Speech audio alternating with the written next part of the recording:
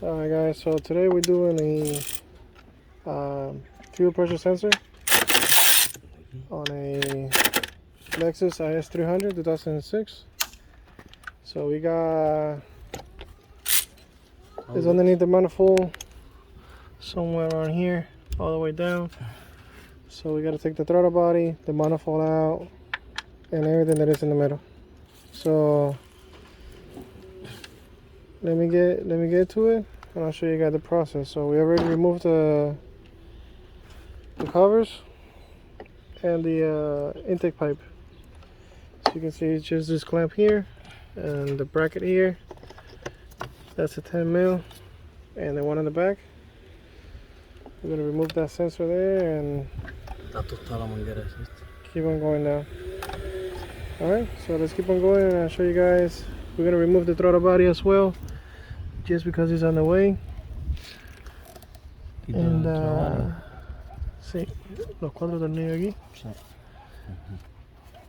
We're gonna remove the plug here, the 4 bolts. We're gonna remove that, and then the manifold itself, it has a bolt right here that's holding a bracket. We're gonna remove those two so we can loosen up the manifold on top. So that gets that done, and then we're gonna keep on going. Alright guys, so we got the throttle body. On the back of it, it has a hose, so we're not gonna remove it. So we took the bolt right here on the side. We took all the bolts here on top. We got that one, this one, and here. We have this one here. We have this one and one right over here. We got this one right here as well. So pretty much it's kind of loosen up, ready to come up. So let's see if there's something else that is on the way, but we'll find out. So right now that's as far. Let me take that off, and then I'll let you guys know what else we find. Alright guys, so we got everything loosened up on top, but we got another bolt. As you can see.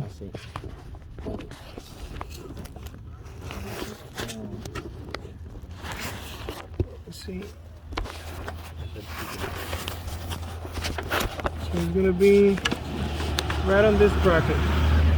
There's a bracket here, and then you can see the head right where my finger is.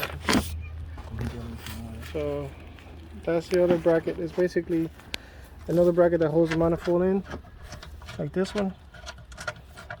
It's just back there. So let's take that off, and then we should be able to remove the manifold. And it's gonna have another hose that is holding to the PVC valve, like this one, on this side over here. So we're gonna try to see if we can move it on the side. See, like that one right there.